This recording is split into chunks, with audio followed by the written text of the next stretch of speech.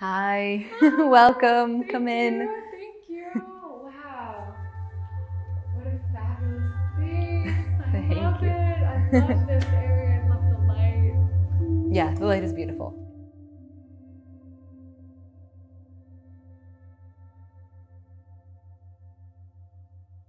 Hi everyone, I'm Tess and I'm here with the fabulous Marta Abbott, a wonderful artist and creative and muse, I would say. Actually, I have her in my phone as Marta Muse. Oh.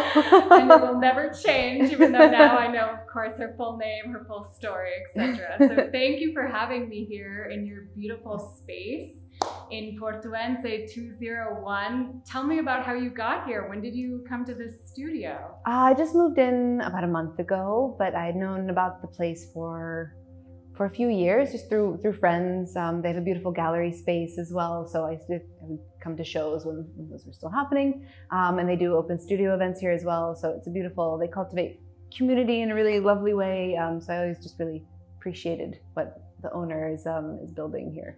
Yeah, that's so wonderful. And I actually was wondering, you know, as an artist working in Rome, Italy, but you're, well, not necessarily American by origin. You have a different origin story. Tell us where you're from. Oh, I was born in Amsterdam, but my mother is Czech from Prague, but my dad is American, and I grew up in the US. Okay, and so then you came to Rome, and how do you find being an artist in Rome? Do you find that there's a community here? Do you find a lot of opportunities for collaboration, like in this space? Well, I've only been here for a little while, so I don't know yet. I hope so, of course. I really like working through collaboration. And in Rome, I think as with anywhere, probably in the end, there is certainly some sense of community, and I found even more so from the time that we had lockdown and COVID appeared, that the sense of community among artists here is strengthened, definitely. But I also think it's partly cultivating your community yourself and figuring out, you know, who your collaborators and partners and sort of kindred spirits in the artistic world are. Yeah. And who are those people for you here in Rome? Who are some of those collaborators that you work with? Well, there's Kat. Hi, Kat. She was sort of my first muse and collaborator when I moved here, and I feel very lucky to know her. And this year I've been working a lot with a design studio called Nessi. They're a couple. They're named Alessandro and Eleonora. And I found them through a mutual friend who works with flowers. And I approached them for one project that I wanted their help with. And we realized we got along really well and understood each other's creative visions really well. So we've ended up doing a few collaborations this year. So those are two examples. Oh, that's wonderful. And I definitely want to talk about that project you did with Nessi Studio because it's fabulous. It's called Time Frame. So I want to touch on flowers for a moment, which you mentioned, because I know you have a history with flowers and a very unique approach to how you used to work with flowers. Coming from a fine art background, no? You have also familial origins in the fine art world. Yeah, my mom is a painter, so I grew up, and I'm an only child, so I grew up, you know, sitting side by side with her in the studio, painting and drawing a lot. And she's actually also really, she has a very green thumb, so there were always flowers around in the house and in the garden. And at a certain point I realized I was really interested in flowers as a material, so I studied floral design, and I did that for a while because, as you said, I think that the creative process is very similar in that the composition is born from color and line and movement and texture. So I found them to be really, really linked in an inspiring way. Yeah, and actually, as a side note, Marta and I teamed up many years ago, also with Kat, first for their fabulous podcast, which I always say they were ahead because now everybody's doing podcasts, but these ladies did a podcast like 10 years ago, so don't stop. Thank you. It was Kat's idea. It was a fabulous, fabulous endeavor, and that's actually how I met Marta and Kat, and I feel so fortunate. Me and too. then we actually teamed up to do a performance in the Fontanone, which is this fabulous Baroque fountain in the heart of Rome. Yeah. And Marta did live floral arrangement while I sang, and Kat made some fabulous images, and that was really special. Yeah, it was beautiful. But actually then what I liked about your sort of evolution as an artist that I noticed is I almost feel like you really use the flower in its entire life cycle, and materials in general you use in their entire fruition and life cycle. So in terms of floral design, I feel like you evolved from arranging the live flowers and working with live flowers to then I remember beautiful series that you've done and still do with dried flowers that you would keep and sort of trace the outlines of their shadows, and then work with painting and filling in those lines. And then even from sometimes the leftovers and the dead petals, you make inks, right? So I always think of, you know, the life, the death, and the resurrection of flowers is present in your art, and I think it's really fantastic. So can you speak to that a bit and tell more about your process and also your materials, how you find them, what you work with, and what you're sort of working on now? Yeah, so yes, I do work with flowers and other organic materials a lot. I think one thing that fascinates me is the way that the beauty of the object, of the form, of the specimen sort of evolves. I don't think it fades, I think it just changes, and that's one thing I love about it. And I started working with natural inks a few years ago. So as I said, I always worked with botanical forms and themes from nature, but I found through somebody that I found on Instagram. His name is Jason Logan, and he started the Toronto Ink Company, and he makes these beautiful, really alive colors from natural materials. So I learned about that from him and from other people in the community, and I felt like it was sort of a missing link between what I was talking about in my work and the way that I was making it. So I started doing that more and more and cultivating that in my practice. Yeah, and I do feel that you truly give new life. I mean, that's what an artist's job is, but you take it the step beyond, and you sort of like coax these incredible vibrancies out of items that would otherwise be sort of discarded or overlooked or left for dead, so to speak. No? It's funny yes, definitely. And I love extending the life of those materials in a way that they wouldn't be otherwise. And I did a show at the Cimitero Cattolico at Rome's non-Catholic cemetery in the fall, which is very in line with what you just said, because they gave me permission very generously to forage on within the cemetery grounds, and it's one big garden really. So there's a lot of material to choose from. So I would use materials that you know, plants that grow from the ground there, as well as the sort of discarded and wilted flowers that people had left on their loved ones' graves, because the cemetery goes through and does maintenance on a very regular basis. So there are always bins full of these wilted flowers. So I used those to make inks with as well, and I used them in the series of work that I made for this show.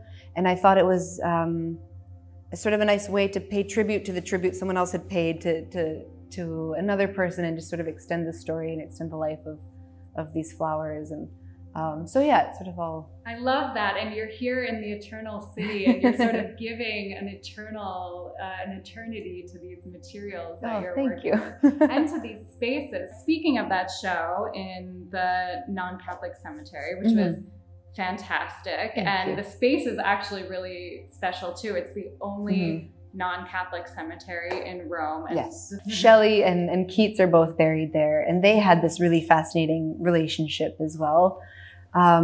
Yeah, there's a story that says they found Shelley's body like washed up on the coast of and he had one of Keats's poems in his pocket. I mean, it just it gives you goosebumps. You know, it's really beautiful, and I think really rare, and that a relationship like that exists, let alone that we then find out about it in that way. So I used just to say, I used a poem from Keats and a poem from Shelley that referenced the stars in what I took inspiration from as well. So yeah, it was beautiful. And you worked with inks there as well in that project. Yeah. So the materials that I foraged there, I made inks from, and then I made the pieces from those inks made from the cemetery plants. And so and it was then all images connected. of the lichen, or how did you work with I took photographs. Okay. And then I just converted them to black and white. And I mean, I edited them and I had them printed out and included them as sort of a collage element of the work that I made. Yeah. That's so neat. And you know, written on Keats's tombstone is that fabulous "Here lies one whose name was rich in water." Yeah. You know, meaning like it sort of fades off and ripples out into the distance. And you were sort of writing in water. Yeah, the inks is yeah. No, it all sort of many different paths sort of converged in that creative process in a way that was really exciting. So yeah, very poetic. Stargazers. I know. I was actually kicked out of that opening by the arrival of Tom Cruise, so I was very disappointed. But yeah, it did coincide with the filming of Mission Impossible. I don't remember. Yeah, like 20 Mission Impossible 25,000. When are they going to stop making these movies? I don't know. Okay, so that, and what about any other shows that come to mind as having been particularly special or that you're excited about, either past or upcoming? Upcoming, I have a few different things that are all sort of taking shape at the moment. Around the time of the cemetery show, Stargazers, I presented work that I made with that design studio, Nessi, at Edit Napoli, which is a design fair here in Naples, which luckily went ahead this year.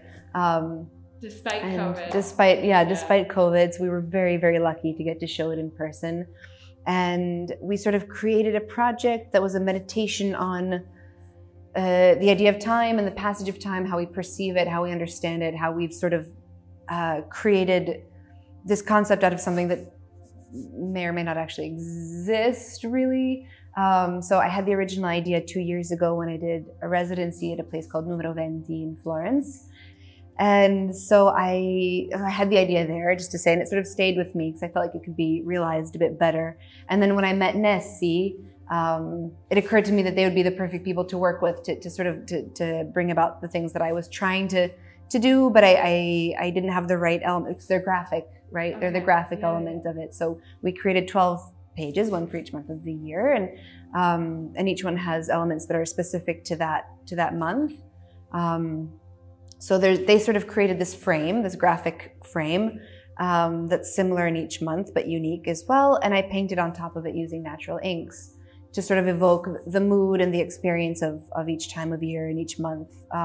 So that's what we showed in Naples. And that was a project that I was really, really grateful to get to do this year. Yeah, and I think it's so special that, you were inspired talking about your show in the non-Catholic cemetery here in Rome, which is of course in the shadow of that fabulous pyramid of Caius Cestius, which also inspired, the man who restored it is like this Japanese design architect who always dresses in white.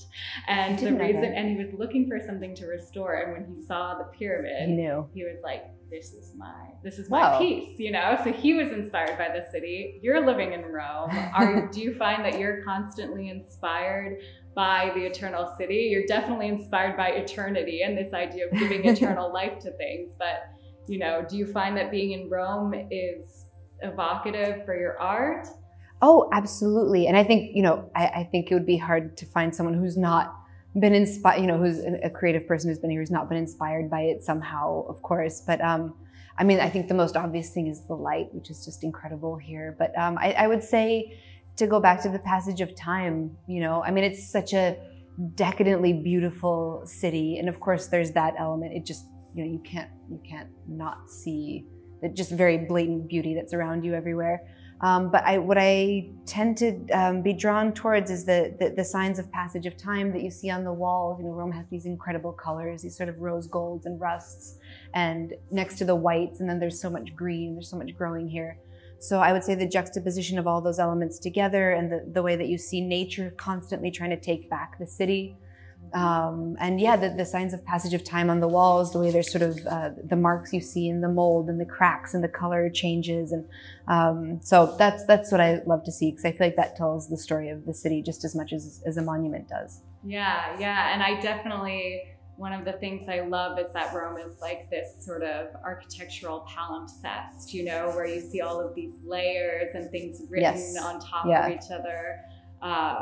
So, and it makes me think also of your art and of, you know, the different materials and the strata that you work with. Thank you. And yeah, I think now this quote I am sure of. Mark Twain said, "No land of dreams, but a page in history that has been crossed and recrossed until it becomes illegible." And and I think it's true that like everyone, when they're reading Rome, right, when they're looking for inspiration in Rome, they're sort of trying to add their own layer or extract their own, you know. Yeah. And that's what makes it interesting too, you know, to make it more, to find a more intimate relationship with what resonates most with you versus what sort of everybody associates Rome with maybe most immediately. Yeah, it's much more than the Colosseum, much more than the Colosseum and the Sistine Chapel. Yes.